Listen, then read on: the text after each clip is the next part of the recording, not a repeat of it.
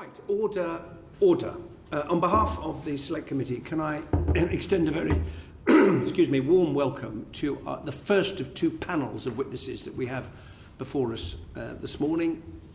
And in particular, Dr. Allan Rennick, Deputy Director of the Constitution Unit at UCL, Sarah Allan, Head of Engagement with Involve, and Professor David Farrell of the School of Politics and International Relations, University College Dublin. We are very grateful to you for giving up your valuable time to be with us today. We've got a lot of ground to cover, and colleagues' succinct questions and succinct answers would be helpful because we've got to get through two panels, and don't feel that all of you have to answer every question. So to begin on, and we're looking at the question of citizens' assemblies. And I suppose this is start with a brief philosophical question. Isn't Parliament the citizens' assembly? And what is it that Parliament can't do that a citizens' assembly can do? I don't know who wants to go first. Should I have a... Yes, please, Professor Farrell. Because this is such a familiar question, well, if you forgive me. And it's the question we faced in Ireland when we first endeavoured to introduce this idea back in 2011. Our national parliament is our citizens' assembly. And of course, Parliament is a version of a citizens' assembly. But when we use the term citizens' assembly, we're talking about a particular kind of genre. We're talking about what we would refer to as a mini public, which involves a random selection of regular citizens from across the country who come together for calm, reflective, deliberative discussion and debate at the request of the Parliament, with a view to trying to help Parliament to come to tough decisions. So they're there to advise and help Parliament and then give it back to the Parliament for them to take the ultimate decision on the matter. So, in a way, I mean, parliaments throughout the world, including here, sometimes outsource the consideration of tricky, difficult or big policy questions to royal commissions, to committees of inquiry, and they're chaired, and you've got another group of people who are doing that. What is it that is different? It is the fact that the group is randomly chosen. Yes, and that they're representative of the wider population. So citizens' assemblies, the participants are usually demographically representative and often attitudinally representative of the wider population. So on things like age, gender, social class, place of residence, level of education, that kind of thing. And then on a relevant attitudinal question. So if you were going to look at Brexit in the citizens' assembly, you'd be looking at something like how people voted in the 2016 referendum. So that's what makes it different to a sort of royal commission. So you're looking at the kind of informed judgment of the wider public, and you're looking at public opinion, if you like. If I could add, though, the thing is the experts are still very much engaged in this. So this is just not a bunch of regular citizens in a room just coming up with fancy ideas. The job of a process like this to be run properly is that you bring in the experts and you bring those citizens up to speed so that by the end of the process, if it's a well-run process, those citizens have quite incredible expertise in the topic that they're asked to come up with some views on. Okay, Dr. Rennick. And it's also, in addition to what's been said, it's worth thinking about why you might create a citizens' assembly. And often citizens' assemblies have been established because there is an issue that is very difficult, on which there's strong agreement that something needs to be done, but it's quite difficult to find exactly that thing that should be done. So if you look, for example, at the social care citizens' assembly that took place last year, that's an issue where I think there's a very wide agreement that the current system is not working satisfactorily. But Parliament has found it very difficult to make progress in finding a solution, at least partly because any solution is going to impose costs on people, and it's difficult to impose costs. So a citizens' assembly can be very useful if you need to show that there is public support for measures that are in everyone's long-term interests but might be quite difficult in the short term. It can be a useful way of doing that. Yeah, well, clearly the difference between social care and Brexit is just about everyone's got a view on Brexit, and everyone has a view on social care, but in a different kind of way. The last question I wanted to ask before bringing colleagues in is you talked, Professor Farrell, about experts coming in to inform, answer questions, so on. Isn't part of the trouble with Brexit that every fact is bitterly contested? Yeah. Absolutely. And therefore, if one were to have a citizens' assembly on Brexit, then if you side, like both sides of the argument would be scrutinising incredibly carefully who would come as an expert to offer an opinion, because they'd be saying, but they were a Remainer. No, that's a known Brexiteer. Or well, they think that. How would you get over that in trying to have people brought in a carefully choreographed, structured process, which is, as I understand it, the key to making citizens' assemblies work well? Yeah. How would one deal basically with the politics of who were not the randomly chosen people? And did you have any of that in the Irish experience? Well, I mean, as you will be aware, I'm sure, in the Irish case they discussed abortion. Yeah. And abortion would be a pretty difficult topic in a country like mine, as you can well imagine. So they had to very carefully, the organisers had to set up a process that was as open and transparent as possible, right, including an expert advisory group whose credentials were as unimpeachable as one could do in the circumstances. And the job of the expert advisory group was to find experts. And so, for example, when they discussed when life begins, they had two ethicists, one who said life begins immediately, and one who said, no, it's more complex than that. So it was a debate between two experts with very differing views. Quite a remarkable debate, I have to say, and the live stream is available for people to see, because there was a degree of respect. It was a very tough debate, but a very respectful debate, very different from Question Time, which brought the citizens up to speed, because they themselves could judge, as individual citizens, which of the two particular arguments would have the greater merits in trying to persuade them. So you found a way, you think, a way round that quite successfully. You put expert against expert. Expert against expert. Any other quick comment on this? Yes, Sarah and I, as you'll be aware, ran the Citizens' Assembly on Brexit in 2017, and with that one we took a similar approach, that for the most part we weren't seeking entirely neutral experts. Rather, we had witnesses who had a range of perspectives, and we sought balance in those perspectives. And we also had an advisory board who looked at that selection of experts and assured us that it was a balanced selection. And our advisory board included neutral people and people from both sides. Right, and so structuring it that way you think was really important to absolutely giving vital. Confidence and credibility to the process? Yeah, and absolutely vital. Fine, okay, that's very helpful. Joanna Cherry. I just wanted to ask on that particular point, looking at your report about the Citizens' Assembly on Brexit, I noticed that participants were also informed where there was an imbalance in the number of adherents to different perspectives. For example, it was pointed out to them that most, but not all, economists think that staying in or close to the single market will be better for the economy than having a looser relationship. Can you maybe elaborate upon that? Yeah, so this is the idea of what constitutes balance, which is always a thorny issue. So we wanted to just make that very explicit to participants and let them draw their own conclusions about that. So what we said was that, balance, we're giving you, letting you hear from all the different perspectives. Now you should be aware that not all these different perspectives are equally supported, but it is of course possible that the perspective that isn't as well supported is right. We can't guarantee you that it isn't that smaller one that's wrong. So you need to think about whether the fact that these perspectives are differently supported is an important factor to you in how you think about this. Because when you be aware that there has been some controversy recently about the issue of balance, for example, on the Today programme, Indeed. For example, discussing climate change. We would have somebody talking about climate change from a scientific perspective, and then somebody on the other side saying there's no such thing as climate change and it's a lot of nonsense, without any explanation as to where the balance of or weight of opinion lies. But you, without trying, what you were doing was explaining the majority, the balance. How would I put this?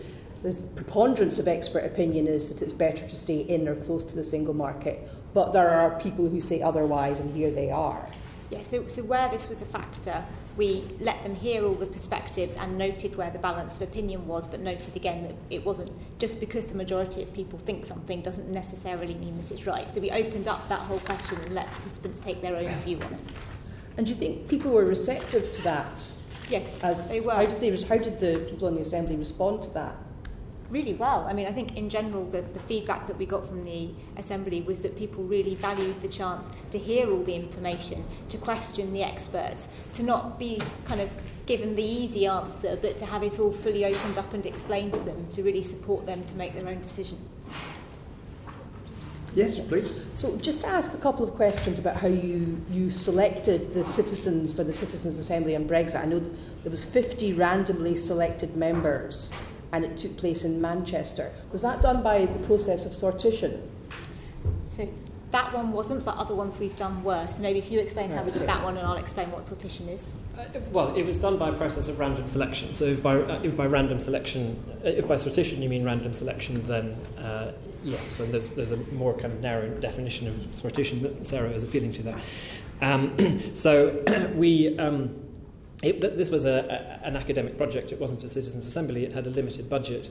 Therefore, we didn't use the kind of selection process that you would use for, ideally, an official citizens' assembly. So we recruited from the ICM panel, internet panel. So they have several 100,000 people on their panel. We sent a survey to 5,000 of them. More than 1,000 of those came back saying they were interested in taking part in the citizens' assembly. And then we randomly selected people from within various categories within those 1,000 people to ensure that there was appropriate representation in terms of sex, age, ethnicity, where people lived, social class, and how people had voted in the referendum. I mean, were people included from Scotland and Northern Ireland? Yes. Yeah. So, I mean, it's quite a small group, 50.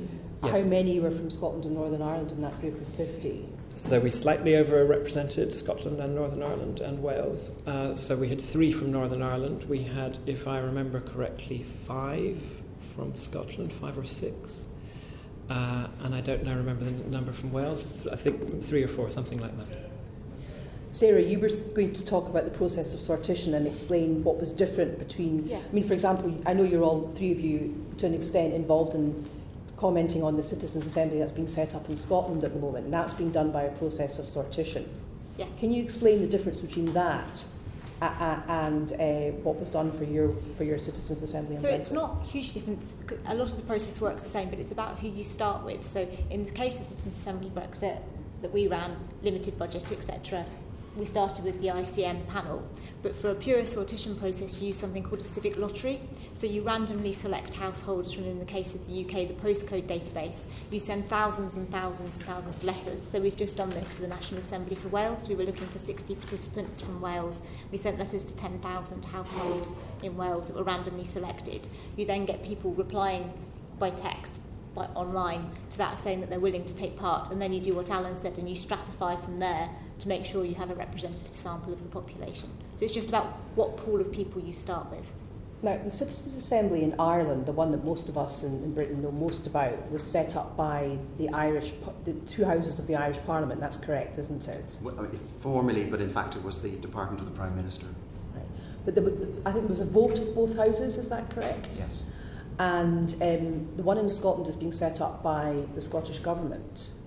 Now, the ones that we're talking about today, the Citizens' Assembly on Brexit and the one on social care, the social care one was set up by select committees of this House, and the Citizens' Assembly on Brexit, as you said, Allan, was an academic experiment.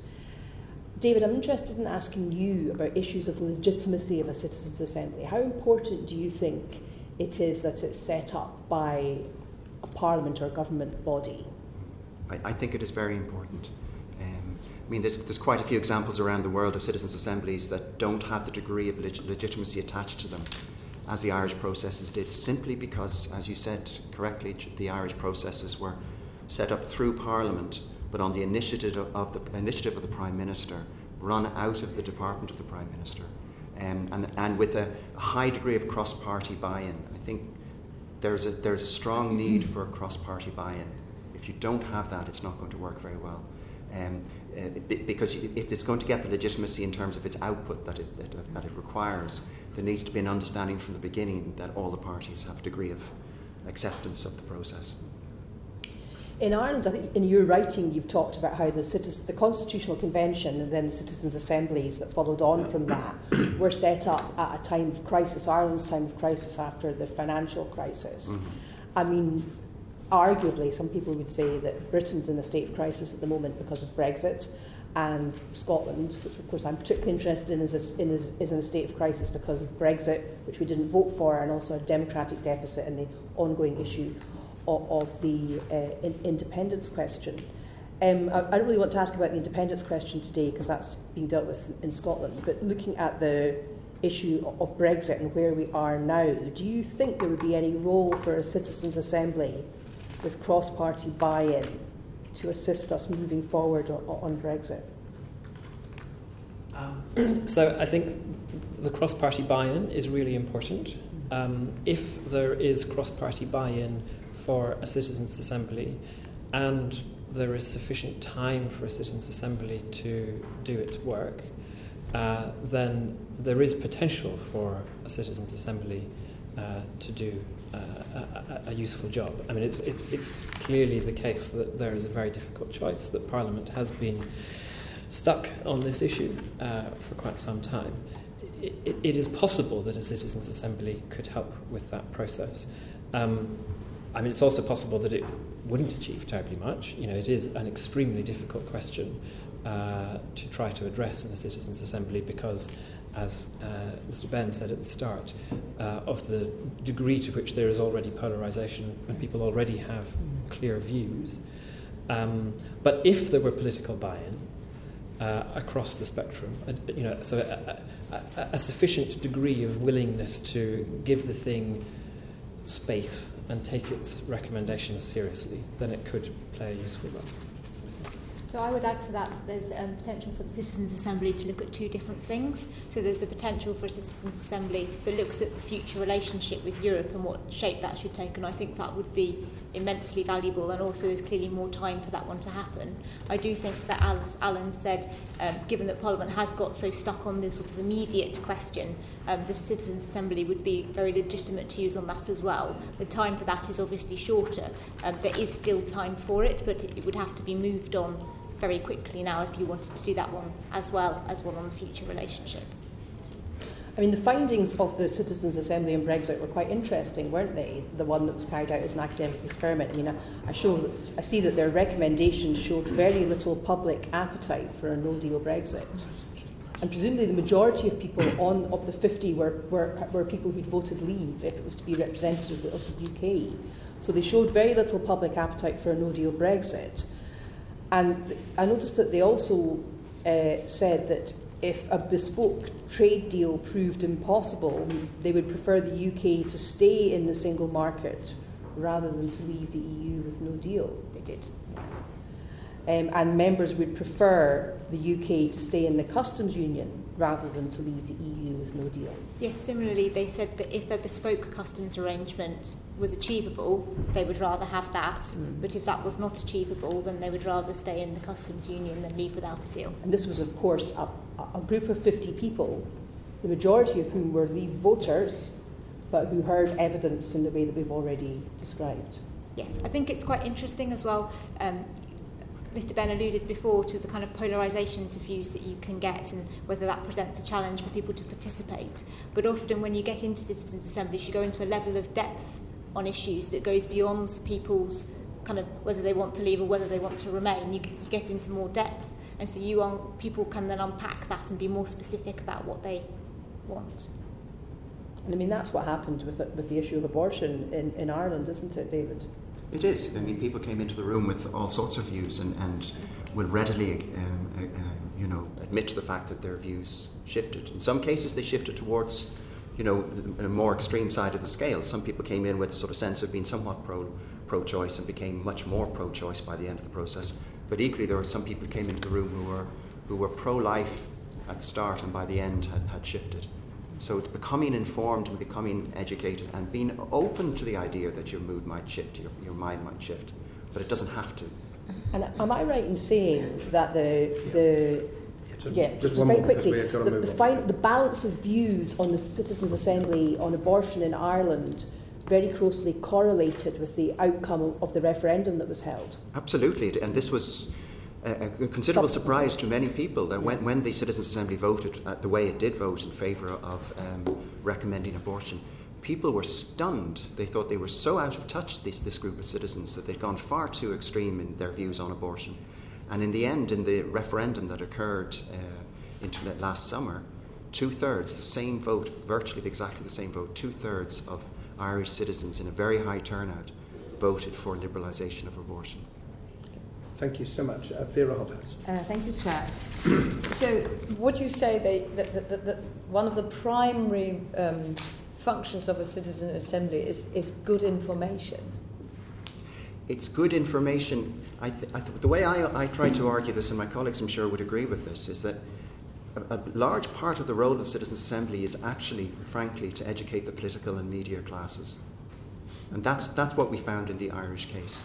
Politicians and journalists, some of whom were very cynical or critical at the beginning of the process, readily admit to the fact that having witnessed the proceedings, having dipped in and dipped out of the live stream, having read the paperwork, having heard what the expert witnesses had to say in this calm, non-party political process, became informed in a way that they hadn't been informed before. So not necessarily the public, but political decision makers became informed through the process of citizens' assemblies. That's very interesting, isn't it?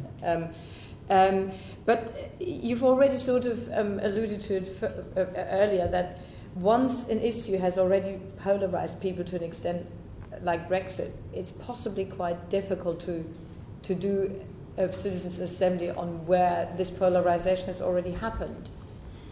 So I slightly disagree with that. So, I mean, we didn't face any problems at all in the Citizens' Assembly on Brexit. People had an entirely respectful and calm discussion and reached conclusions. They sort of agreed to disagree, if you see what I mean, where they couldn't reach agreement. And I think that's for a number of reasons. So one is what I said before, the Citizens' Assembly is asking people for a very detailed level of outputs. So it might be kind of guidelines that underpin a decision, ranking preferences between options. And usually people haven't gone into that level of detail on the issue before. They might have said remain and leave, but they might not have got as far as, well, if we are leaving, kind of which option would we prefer? So you immediately get beyond that initial polarisation.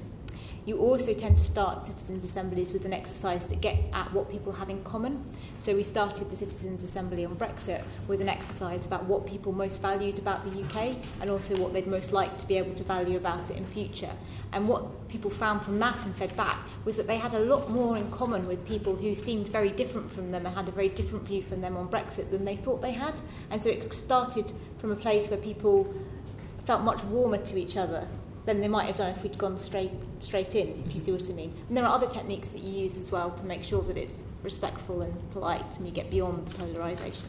So you would you say that there's never really an occasion when citizens' assembly shouldn't be used, or is there a reason why a citizens' assembly should not be used? Yes, there are several reasons why they shouldn't be used.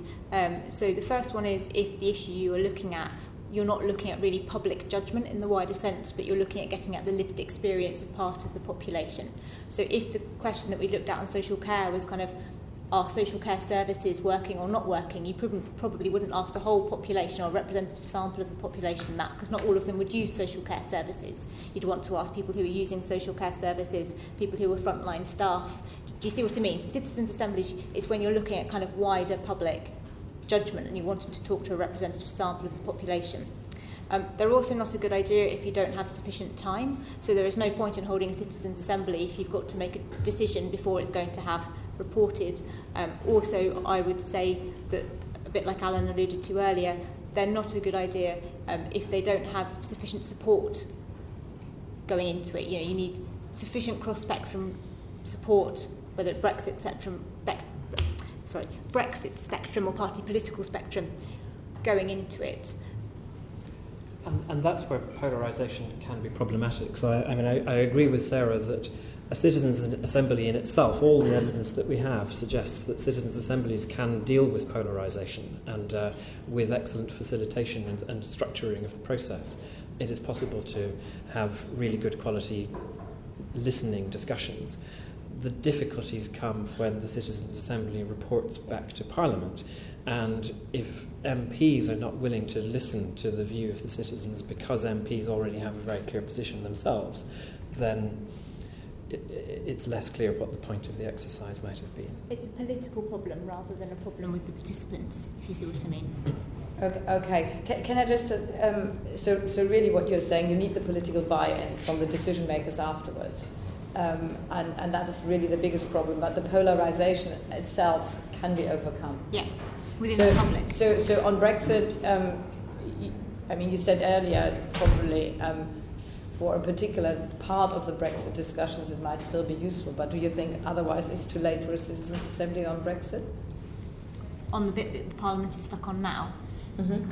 So, no, but it's getting very close to being too late.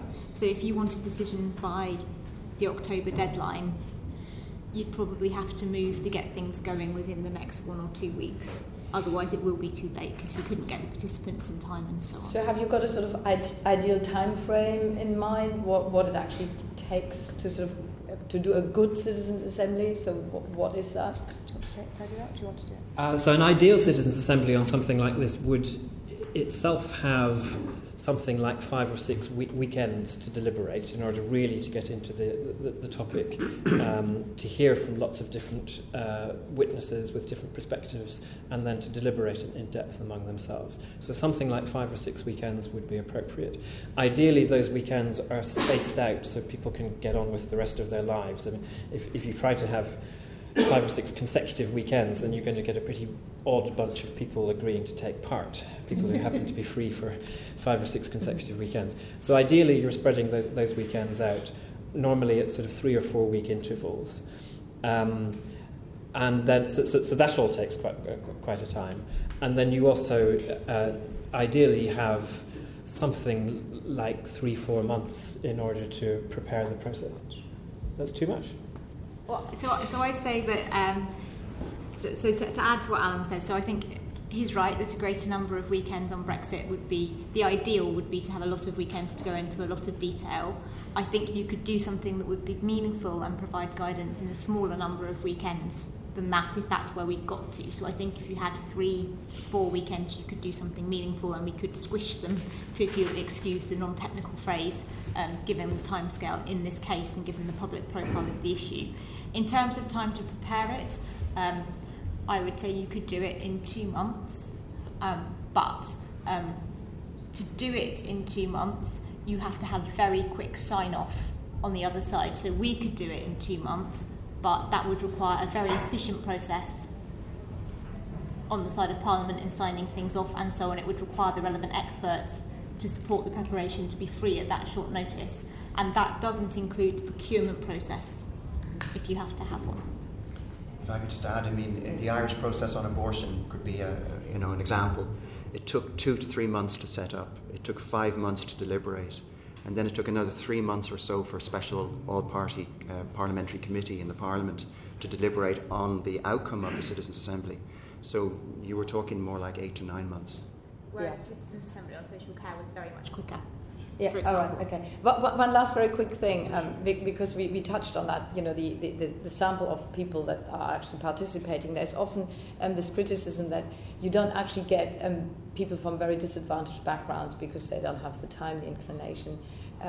You know, how would you respond to that? It's a bit of a white middle class sort of exercise. It's not at all. So because it's stratified against the population in terms of social class, ethnicity, and all the other factors we've mentioned, it is representative in those terms. Does that make sense? So if you've included level of educational qualification, like we just did for the National Assembly for Wales, or measures of social class, it is representative in those terms too, and we haven't had problems getting that representative range of people. I mean, there are things you do. So, for example, we pay participants for their time. I think that's fair enough, given how hard they work over the weekends. But another reason you do that is because if you just had people who felt like giving up 2 weekends because they'd find the process interesting, that wouldn't be a very representative sample of the population. So some people do it for the money, some people do it for a nice weekend away from the kids in a hotel, and that's fine, and that's how you get a representative sample. But wouldn't there still be barriers for people who think that there wouldn't be, they wouldn't be able to participate? There's, an overwhelming amount of information that they would feel sort of very frightened by, and for that reason they would never consider even to put themselves forward. So once we're in touch with them, we do try and reassure them about that. We explain them that they're there as them, not there because we think they're experts, and the information isn't too much. We're very careful about how we present it to people. We do offer other support as well. So, for example, we'll pay for childcare, respite care for people to enable them to attend and that kind of thing. Whether there are some people who get an invite and just think, I'm not sure, it's hard to know. Thank you, Chair. Okay, thank you very much. Jonathan Ginobili. Yeah, thank you, Chair. If I can just go back to the Irish Citizens' Assemblies, and so, Professor Farrell, there's been a lot of talk of buying into the process during the conversation so far. How did you secure politicians buy into the process in Ireland? Yeah, as one of my colleagues alluded to, I can't quite remember which. It was a moment of crisis. Our economy was on its knees in 2009, 2010, and indeed the United Kingdom was one of the countries that helped us at that particular moment of need. And so that was a good time for politicians to be receptive. And so there were a couple of us who were making the case, and we'd even ran our own experimental Citizens' Assembly in 2011 to demonstrate that it could work in Ireland. And had meetings with the Prime Minister, the Deputy Prime Minister, and each of the leaders of all the parties to try and persuade them that why not try this now in our moment of crisis. So it required courage, frankly. The courage of the Prime Minister of Ireland, Enda Kenny, to decide to go into the unknown and see if this is going to work. And he gave it a punt in 2012.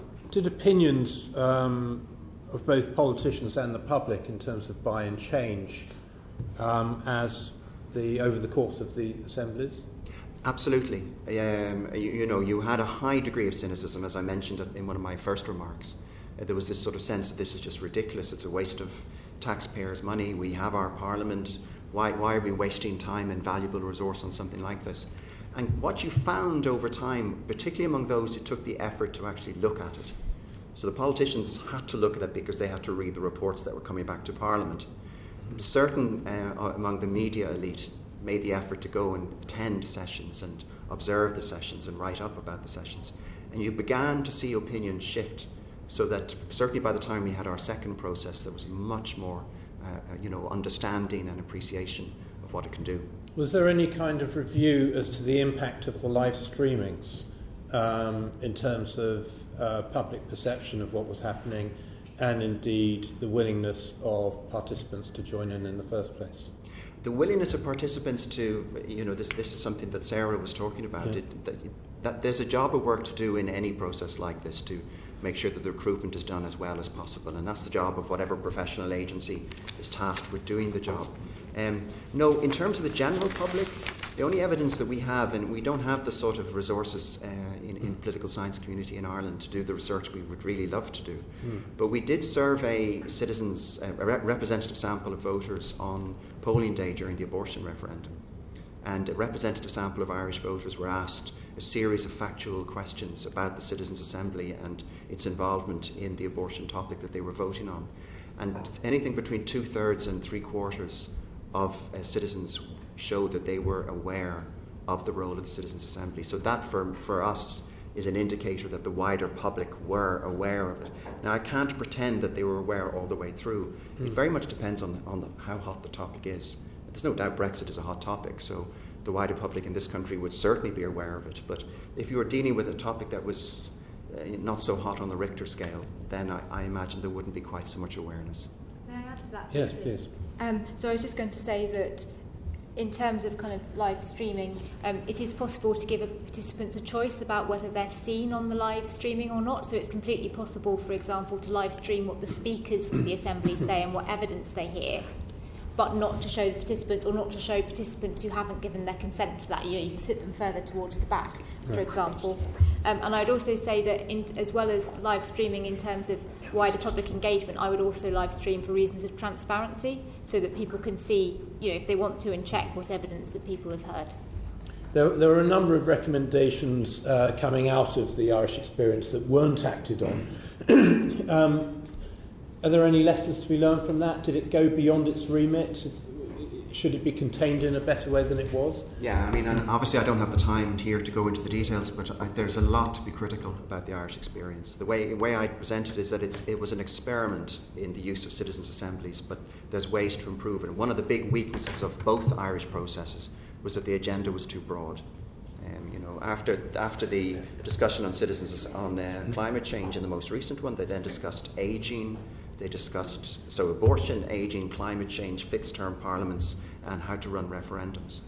And that's far too eclectic a mix. So I would certainly argue that if you're going to set something up here, focus it on one issue, or perhaps, as Sarah suggested, two issues that are related, but nothing more than that. Yeah, I was trying to think of an English equivalent, and I went back to the 1647 Putney debates, which shocked the establishment. Firstly, because they were infiltrated by levellers who started talking about really dangerous things like one man, one vote, and regicide for that matter,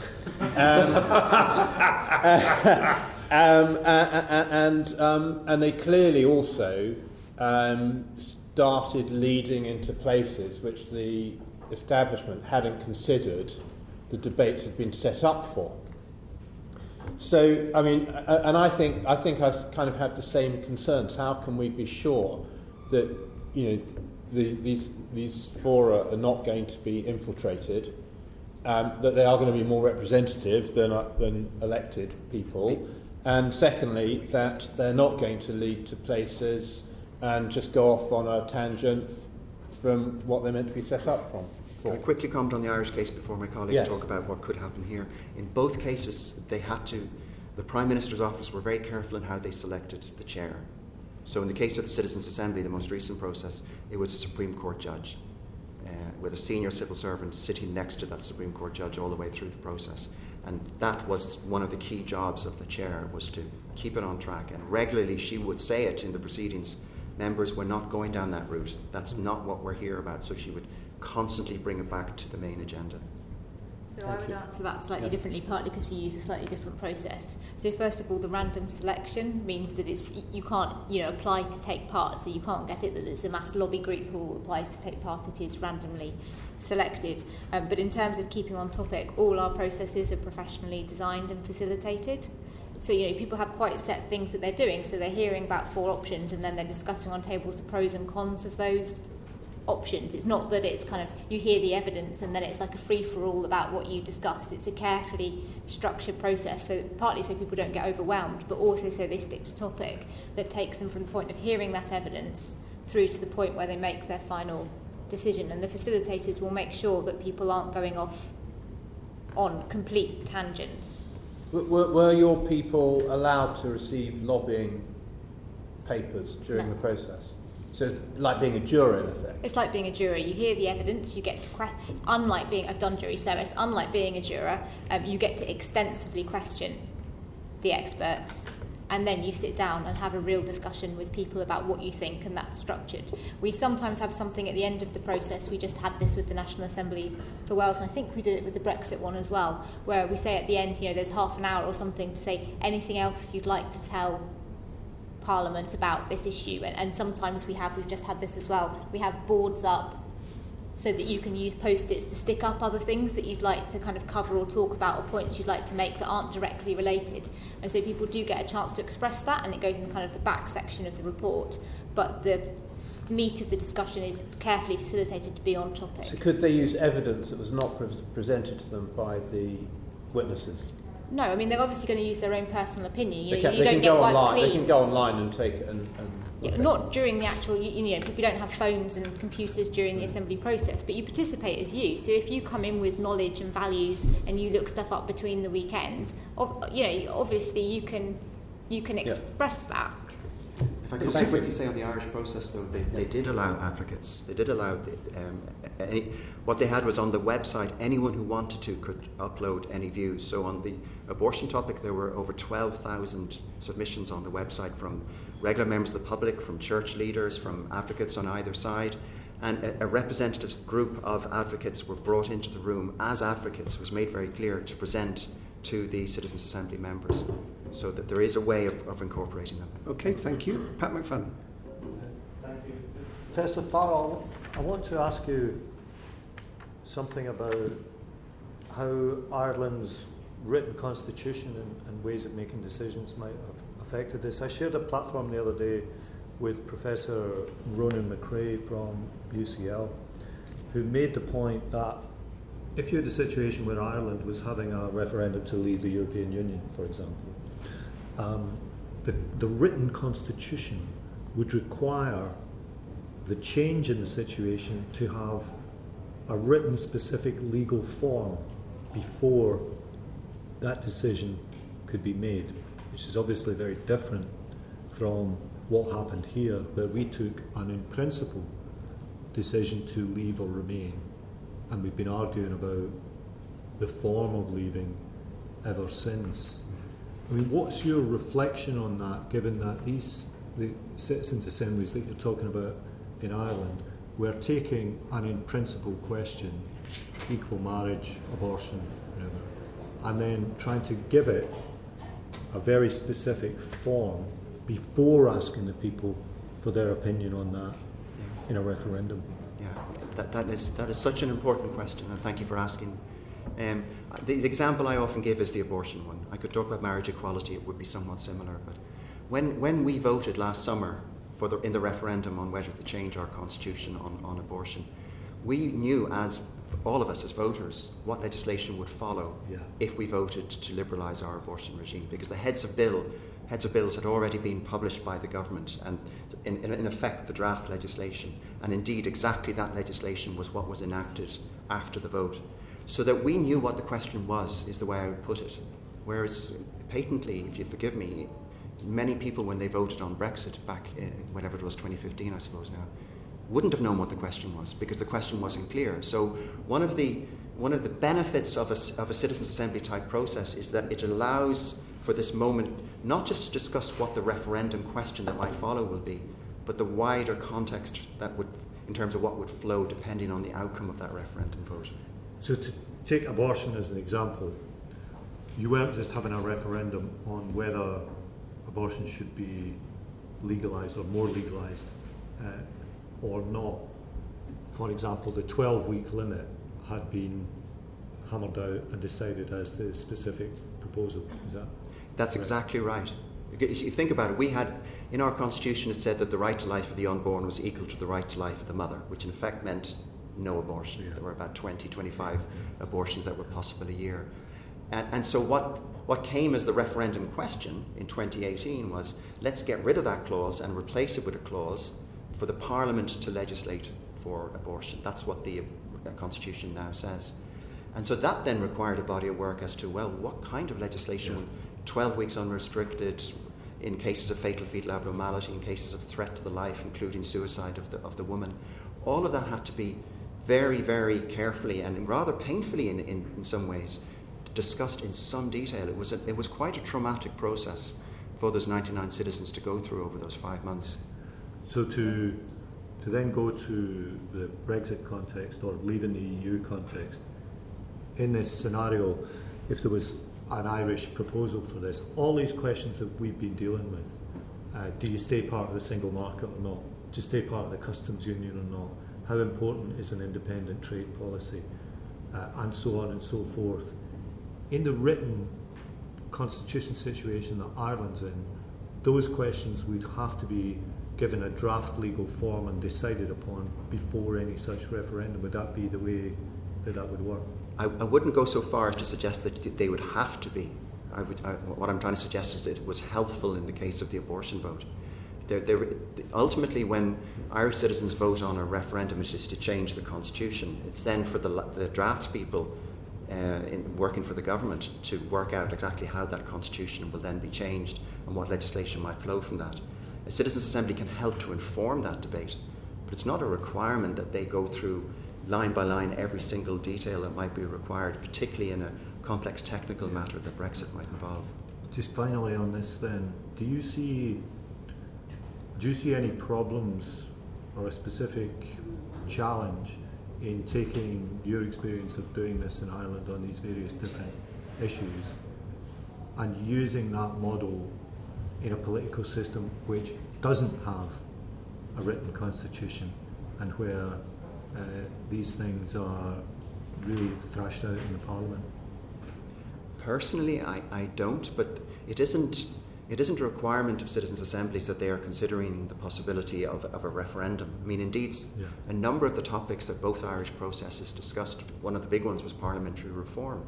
Didn't require any referendum, and indeed didn't even require legislation in that case. It was just a change of standing orders in the Parliament.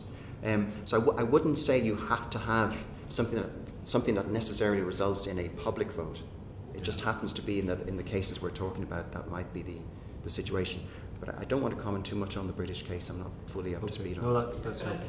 Yeah, sure. Because I think we're in danger of mixing up several things. The question you're asking is really a question about how you should conduct a referendum.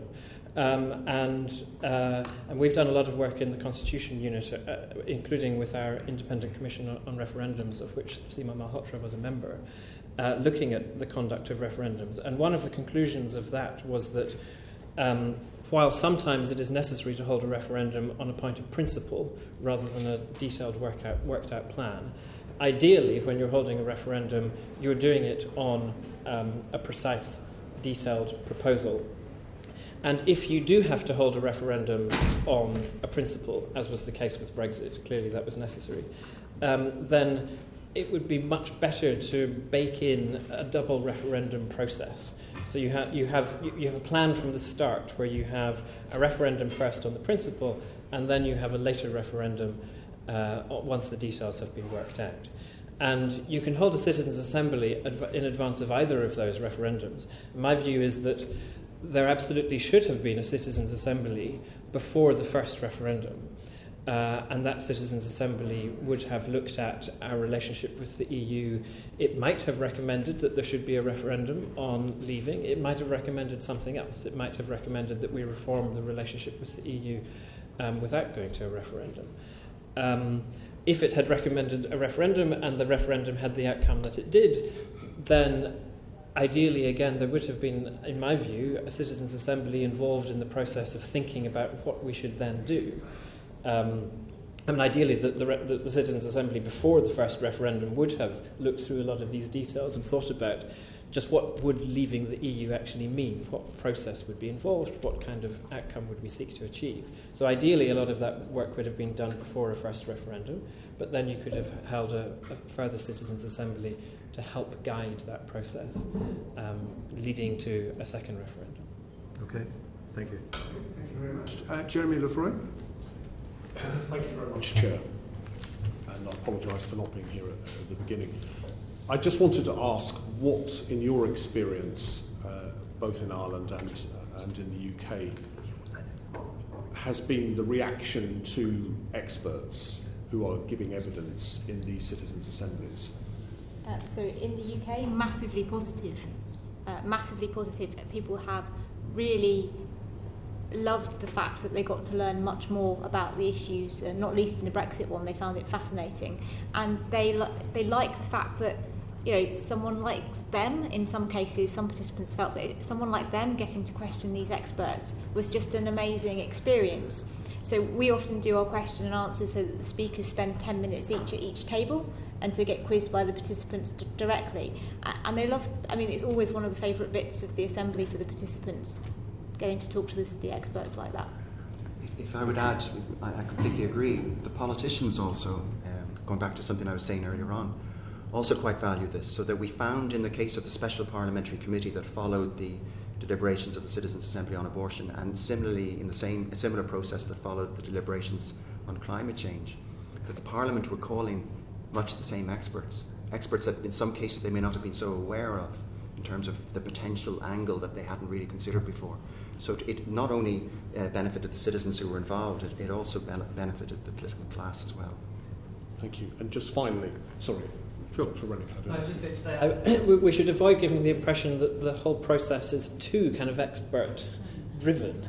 It's better to speak of witnesses rather than experts because, if you look at the abortion case, for example, then some of the witnesses were people with very personal experience of being affected by the existing Irish provisions on abortion.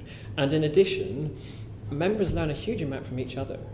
And I've found, as someone who's used up a lot of energy trying to plan a citizens' assembly and get all these experts in the room, that when I was speaking with the members during the breaks, actually a lot of what they were talking about was, God, I met this person. I'd never had this kind of conversation with that kind of person before. I came to understand their perspective on it. So there's a wide variety of different kinds of learning going on.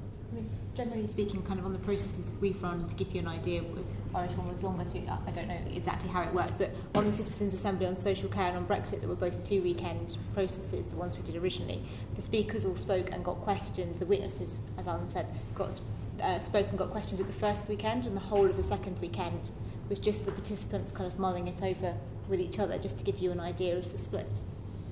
And just finally, a typical characterisation of any group of people is that maybe 1/4 to 1/3 at each end are pretty set in their views. They're not going to change whatever they hear, and it's the 30 to 50% in the middle who are the ones who are open to discussion, open to potentially change their mind. Is that a fair characterisation, or would you have said that pretty much everybody who attended was going to be open to change their mind at some point? Depends, open to change on what. So possibly not on leave, whether it was leave or remain, but that isn't what we were asking them. No. We were asking them what the shape it should take on Brexit, the shape it should take on trade, and their people's opinions were less firm to start with because it was kind of a new level of detail for many of them, not for all of them. And also it was a new level of detail in getting them to rank their preferences rather than just think what their most preferred option was. Okay. Sorry, I wondered if Professor Farrell could you give your... I would agree with that. I mean, the most important thing about a process like this is that people are going in with an open mind. So they may not change their mind, but they're open to the idea of another argument. And the job of the facilitators at each of the round tables is to make sure that everyone has equal voice. So were there to be people in there with very strong views and showing no sign for whatever reason that they're going to shift, they can make their point, but they cannot dominate the proceedings. Thank you. Stephen Timms. Do you think it's a good idea for parliamentary select committees to organise citizens' assemblies on contentious issues? So select committees have a number of useful attributes for organising citizens' assemblies. One is that they're cross-party. And therefore that buy-in that we've talked about is hopefully more likely than if, for example, the Citizens' Assembly were organised by government without the government making sure that there was support from other parties. And select committees are clearly more plugged into the political process than we are, for example. So in comparison with an organisation like a university running a Citizens' Assembly, the possibility of feeding into actual decision-making is greater. I would also say that there are a number of advantages to select committees of running these processes. So it gives you, I guess I'd say that it enhances select committees' representative role and their scrutiny role, because it gives you a very clear perspective of what a representative range of the public thinks, and then allows you to hold public government to account against that. So I think, and I would also say that people who take part in these processes tend to move towards a sort of more positive attitude to the institution commissioning. So I think there are a number of advantages to select committees for doing it. In the citizens' assemblies that you've been involved in, what was the role of members of the select committee involved, or select committees involved? So on the Citizens' Assembly for Social Care, clearly all the decisions were going backwards and forwards to the committees, in advance about exactly what the Assembly was considering and so on. In terms of the actual weekend, the two chairs of the committees, Dr. Sarah Wollaston and Clive Betts, came to the Assembly. They spoke to it over dinner on Saturday about why they were holding it, why they thought the views of the public were important, and then they took questions for Assembly members about it. That opportunity was open to other members of the committee. They didn't take it on that occasion. It would be very possible for people to come and observe, come and interact with Assembly members if they wanted to. Can you just tell us a little bit more about the social care citizens assembly? How many weekends? That kind of thing. In that case, 2 weekends, 50 people. They happen 2 weeks apart, I think, or 3 weeks apart. I think 2 weeks apart. It was looking at the question of how social care in England should be funded long term, and the committees were quite clear that there were a number of important trade-offs that they were facing in terms of their wider inquiry that they wanted the public view on. So they wanted the public view on whether and to what extent social care should be paid for through the state, and to what extent it should be paid for by a private individual, so the person needing the care. They then wanted to know if it was going to be paid for through the state, how that should be done. And then if it was going to be paid for, to an extent paid for by private individuals, things like whether people's houses should be accounted as assets, whether there should be a cap, whether there should be a floor, at what level that should be set at. So there were a number of, I guess, key issues coming out of written evidence that they wanted the public's view on, and that's what it focused on. And did it reach a definitive answer to those various questions? Yes, it did. I mean, I would not completely unanimous, that's not possible, but a very clear steer. Yes, it did. Right. Yes. And given clearly we're interested in doing something along those lines, perhaps in the future, about Brexit, are there lessons from that specific experience that you think should be drawn for a future exercise, if there were to be one? Yes, I would say so. Just trying to think where, I mean, so many things that worked well, things that didn't work well. I'd note that the participants enjoyed the first weekend so much that despite the second weekend clashing with the royal wedding and the FA Cup final, they all came back for the second weekend, which we were slightly nervous about. I think more specifically that the more specific the committees are about the key trade-offs that you want people to examine, the more we can tailor the process. So the fact that they were quite specific about what they wanted to know made sure that we could get answers for them on what they wanted to know. Okay. The committees.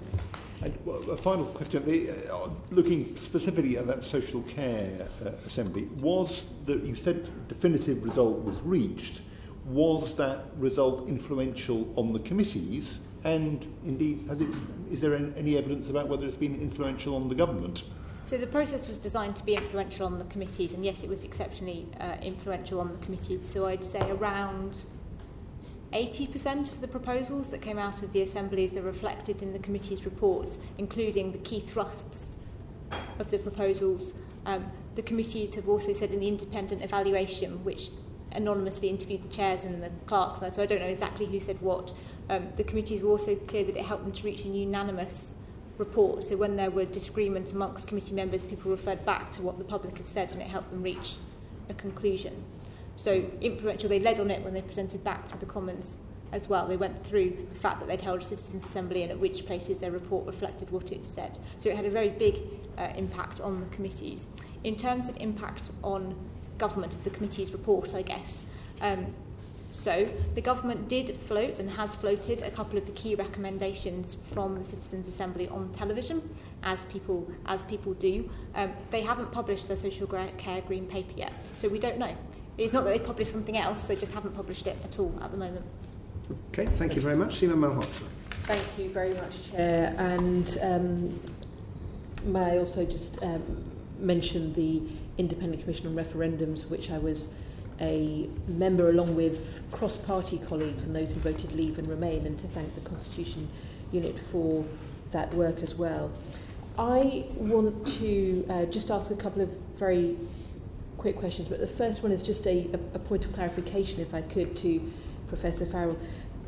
I am assuming that all the same people were involved for all the 5 topics that were deliberated in Ireland, all the way through that whole period? There's 2 ways of answering that question.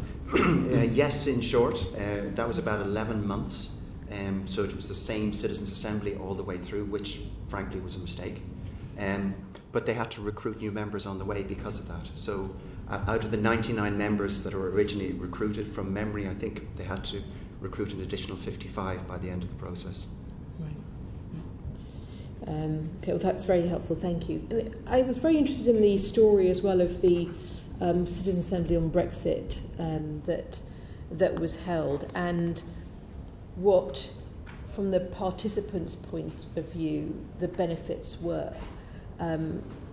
There's been some talk about how it was like interesting to be involved in that sort of discussion, be able to talk to people who had different points of view, to hear evidence. Would you say that those who took part had been sceptical at the beginning about what would come from it, and did their view change about the value? I think there was a range of views going in, and some people said when they turned up they had thought the whole thing was a hoax, and that their partners had been trying to persuade them, don't go to this thing, it's all a hoax. So they were very sceptical before they arrived that the thing was real at all. But as I think Sarah said earlier, they really engaged with the process. They really enjoyed the process. 51 people came for the first weekend. One of those was ill and couldn't come for the second weekend. But essentially we had 100% turnout at both weekends. And they left enormously energised and feeling they had had a fantastic opportunity to get into depth on a really important issue. Of course, they also wanted their discussions to have impact, and they wanted us to be able to show that MPs and government were listening to them, and to some extent that has happened. I mean, it was an academic exercise, so it didn't have the kind of connection that an official assembly would have, but they've kept up with the process since the Assembly met. Very briefly, if I may, I'd say the two things that participants always enjoy most about it are the chance to learn about the issue and the chance to meet each other, because never in your normal course of your life would you meet that range of people. And then just a quick anecdote, I got held in the street by a member of the Citizens Assembly on Brexit very randomly a few weeks ago, and they proceeded to talk to me in quite a lot of detail about the extent to which the Citizens Assembly's recommendations had and had not been reflected in what had happened since. So clearly they'd maintained a sort of active, I wouldn't have said when they turned up at the Assembly they were particularly following it, would be my judgment. So since the Assembly they'd clearly followed it in a lot more detail. It certainly seemed from some of the recommendations, for example, majority being against no deal and how they would actually want to see Brexit happen, reflected quite a lot of the debate in Parliament. Where did the report go? How did you try and feed it into government? We presented it at a launch event here in Parliament, which had a number of MPs present.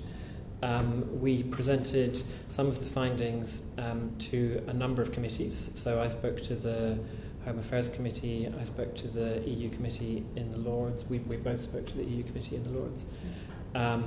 We didn't have, so we sent the report to government. We didn't have much in the way of actual interaction with government. Is that because meetings were refused, or what happened? We didn't get any pickup directly from government. And this is what David was touching on earlier, that these things do tend to have more impact when they are directly commissioned by the people who are going to make the decision on them, and that's why. So I'm assuming that it went to the Brexit Secretary and possibly the Prime Minister, possibly other departments with the report. This does lead to my next question, which is the extent to which the commissioning does make a difference, and how you would see any Citizens Assembly in relation to maybe the deadlock that we currently are, and how we don't just deal with the policy question but help bring the country back together through conversation. How would you see us say needing to secure some conditions for success of such an assembly, whereby then the recommendations actually fed into something in a clearer way? Shall I start and then you can add? It needs to be commissioned by government or parliament. somehow, whether that's a committee or a wider vote in the chamber or by government. It is very important, and it's also very important that you have broad support for it happening across different parts of the Brexit spectrum, or at least not outright opposition to it. In terms of bringing the country with it, it would then be important that there was a high media profile for it, and that the Assembly was conducted transparently so that all the evidence was made available to people for them to look at and reach their own conclusions and engage with, and that the whole report at the end was obviously made completely transparent. I'll just add one thing to all of that, sorry. What is also very important is it must be clear from the beginning what's going to happen to the output of the Citizens' Assembly.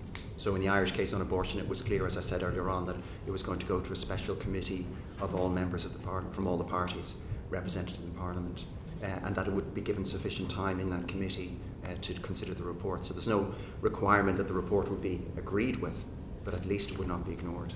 And I would add to that, actually made me think, also very important to get clarity from the beginning on what the question is and parameters of the question that the Citizens' Assembly would be looking at. Just one final question then on confidentiality as well. How have you run the assemblies in terms of people? Like, is it more like a jury, so it's confidential in terms of the detail of the debate and the deliberations, so that you also, in a climate like we have now, would want the confidence that people weren't necessarily being put pressure on or influenced as well. How would you recommend the sort of confidentiality and the sort of security around that and the safe space for people to deliberate was assisted? I could just comment on the Irish case. Abortion was an extremely difficult topic, and so among those 99 who were selected were some extremely, quite reasonably nervous citizens who did not want their identities revealed. So one of the first acts in a private session of the members at the very beginning was a discussion about, well, what are we going to reveal? Because we don't want it to get out there that this is some sort of quiet, closed operation that people can't really see what's going on. So they agreed to have their names and their counties revealed. And then a statement went out from the chair of the Citizens' Assembly. It was made very public that on no account should anyone attempt to interfere with the members of the Citizens' Assembly. And nobody did. So we haven't even gone that far. We've published, we've done two different things. So in some cases we've published first name and rough area. In some cases we haven't published that at all. But what we have published is the full demographic breakdown of the Assembly members, so you can see their demographics. In terms of capturing the discussions that happen in the Assembly, again, it's done anonymously. So, for example, we've just recorded this weekend for the National Assembly for Wales all the pros and cons that members had of the different options they were considering in that Citizens' Assembly, and we will publish those, but we won't attribute them to any particular individual. And this is an issue where a Citizens' Assembly in the UK political culture, media culture, on the Brexit issue, it's more serious for this Citizens' Assembly, if it were to happen, than for any previous Citizens' Assembly, that this be thought about very carefully. And we have discussed, would you want potentially to extend the kinds of protections that are given to jurors to members of Citizens' Assembly in order to ensure that they were not subject to Twitter trolling and tabloid interference. I think protection of the members of a Citizens' Assembly on Brexit would be a very important consideration. That's a very interesting point and a very sad reflection on the current state of our politics, because what is striking, it's been a fascinating session and we're very grateful to you for coming, is of course the people sitting around the table have accountability, and the only people to whom those on the Citizens' Assembly in effect have to be accountable is to themselves and the topic itself. But it's been really, really interesting. Thank you for coming. We're going to move seamlessly now to the second panel with a bit of shifting of the chairs. Well, in the case of you, Dr. Rennick, you can sit exactly where you are. I'll stay back. Right. Thank you.